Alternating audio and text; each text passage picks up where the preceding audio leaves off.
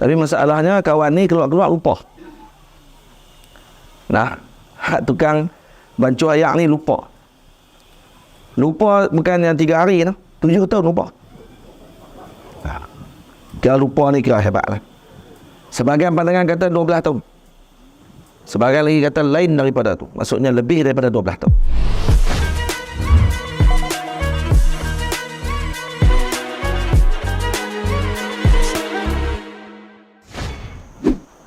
Pada bait yang ke-38, Sayyiduna Ya'qub dan juga anaknya Sayyiduna Yusuf tampan tak terhingga. Jadi cerita berkenaan dengan Nabi Yusuf, yakni setelah baginda Yusuf alaihi salam dimasukkan ke dalam penjara, setelah mana Al-Aziz ataupun yang namanya Qatfir, menteri pada zaman pemerintahan Raja Mesir pada ketika tersebut, iaitu Rayyan. Rayyan bin Malik bin Al-Walid. Rayyan bin Al-Walid, ketika mana dia datang ke Allahumma salli ala Muhammad, difitnah oleh Zaliqa atau Zulaikha. Lalu Al-Aziz, suami kepada Zulaikha, rasa bimbang dengan fitnah yang berlaku ataupun ujian tersebut, lalu diarahkan untuk dipenjarakan Nabi Yusuf alaihissalam. Kemudian ketika itu di Mesir pada waktu tersebut, Raja Rayyan ini ada musuh yang berada di Yaman. Jadi raja jugalah ataupun orang besar yang bermusuhan dengan Malikur Rayyan. Lalu akhirnya dia utuskan musuhnya untuk diutus oleh musuh tersebut kepada tukang masak dan tukang jamu air kepada Sultan Rayyan ataupun Raja Rayyan ni, Malik Rayyan, untuk dibunuh ataupun diletakkan dengan racun. Jadi diupahlah, dibagi upah yang banyak kepada kedua-dua mereka ini untuk membunuh Malikur Rayyan. Jadi katanya, kalau kamu berjaya membunuh Rayyan dan dia mati, maka kamu akan mendapatkan harta yang banyak. Yang aku akan hantar nanti kepada kamu. Ni tak bayar lagi lah ni. Tak bayar lagi, baru janjian baru. Lalu kedua-dua mereka pun jadi tamak. Jadi tamak, lalu kemudian meletakkan racun di dalam minuman dan makanan Malikur Rayyan. Dan bila tamak ni, dia tak mau share lah, dia nak seorang-seorang. Patutnya 2 orang ni, kalau mereka boleh buat kerja 2 orang, maksud dia akan bahagilah. Jadi datang tamak salah seorang daripada mereka tadi, dan kedua-dua mereka jadi tamak lah. Bila tamak, maka akhirnya tukang yang bancuh air Sultan, dia akan datang kepada Sultan. Waktu dia bawa minuman, dia akan sebut kepada Sultan, dia kata, ihzar minat tabbakh, wahai raja, jaga-jaga daripada tukang masak. Kerana dia akan letakkan racun dalam makananmu. Malik Rayyan pun jadi kejut. Kemudian bila datang pula tukang masak pula pergi pesan, ihzar minas saqi, jaga-jaga daripada yang tukang bancuh air. Jadi tahulah Raja Rayyan bahawa kedua-dua ini ada khianat dan ingin melakukan khianat kepada beliau. Lalu akhirnya ditangkap kedua-duanya dan ditanya kenapa dikeluarkan perkataan tersebut, dan keduanya mengaku bahawa mereka telah diarahkan ataupun untuk mendapatkan harta yang banyak bagi membunuh Malikur Rayyan, dan kedua-dua mereka dipenjarakan. Bila mereka dipenjarakan di sebelah Nabi Yusuf. Diletakkan mereka berdua di sebelah sel ataupun penjara Nabi Yusuf alaihissalam. Dan bila dipenjarakan, penjara Nabi Yusuf masih ada sampai sekarang di Mesir, masih ada lagi. Jadi bila dipenjarakan di situ, maka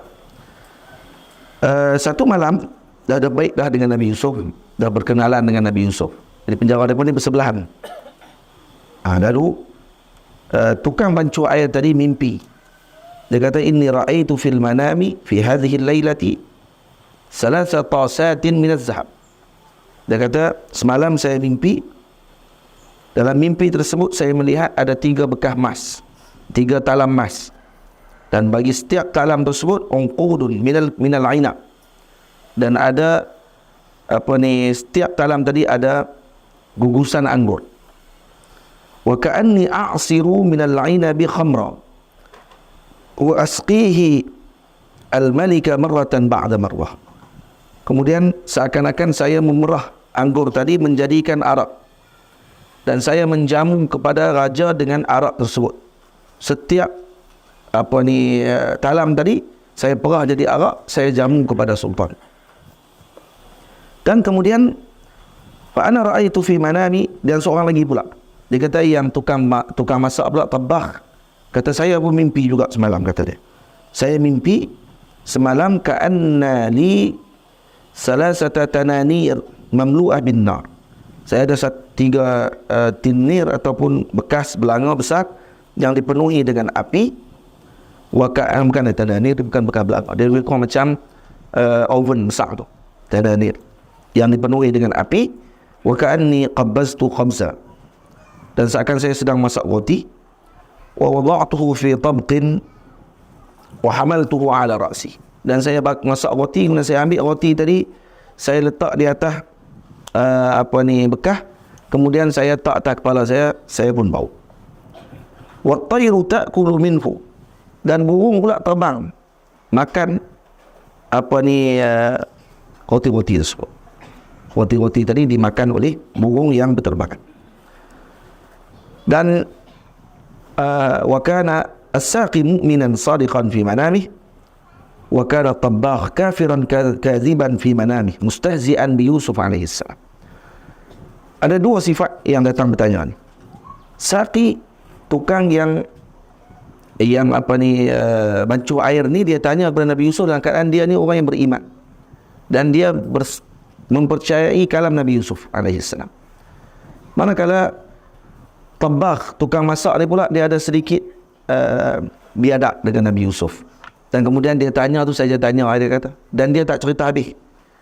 Dia cerita tadi cerita yang biasa-biasa saja, dan kemudian dalam masa yang sama dia ingin mustahzi, maksudnya memandang rendah dan mencela Nabi Yusuf AS dalam hatinya. Jadi dia pandang tak elok pada Nabi Yusuf. Kita betul ke dia ni? Pemburungnya. Maka Nabi Yusuf pun kata kepada kedua mereka, ya sahibai sijni, amma ahadukuma fayasqi rabbahu khamra, fa amma al-aqaru fayuslabu fata'kulu at-tayru min ra'si. Ini dalam Quran Allah Ta'ala sebut. Kata, wahai 2 sahabatku yang dipenjarakan, salah seorang kamu memberi minum kepada sultan dengan arak, dan salah seorang lagi daripada kamu pula memasak roti, dan kemudian roti tadi dimakan oleh burung.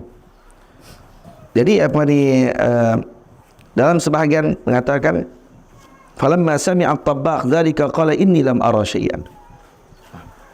Jadi kalau kata dalam mimpi ni, seolah-olah kata tukang masak kata, lam ara syai'an, saya tak nampak sesuatu pun. Yang kamu sebut tadi ni bukan macam tu. Dia kata, faqala Yusuf alaihi salam qudiyal amru alladhi fihi tastaftiyan, maka akan diberikan kepada kamu dengan apa yang telah kamu minta pandangan tersebut. Dan dalam pandangan disebut kata, kamu akan dikeluarkan daripada penjara. Anisaqi, tukang bancuh air, kamu akan dikeluarkan daripada penjara, dan kamu akan ada kedudukan di sisi sultan. Manakala kamu pula tabbah, kamu akan mati, dibunuh. Kemudian setelah 3 hari diarahkan oleh raja untuk mengeluarkan tukang masak, dan disalibnya, dan burung datang makan kepala dia dalam mimpi. Berdasarkan apa yang dimimpi tadi ni, roti yang dimakan tadi adalah kepalanya, dimulakan makan daripada kepala. Maksudnya burung mai tokak ataupun patuk daripada kepala, daripada atas, roti di atas kepalanya, maka bermakna dia akan dimakan daripada kepala. Manakala diarahkan pula kepada saqi dan ataupun tukang bancuh air tadi mengaku dengan kesalahannya dan kemudian dia dibebaskan dan digugurkan daripada kes, dan dia kembali bekerja dengan raja. Sakan juga lah Malik Rayyan ni, no? Kira orang pernah nak bunuh dia pun dia bagi jadi raja balik, kira hebat.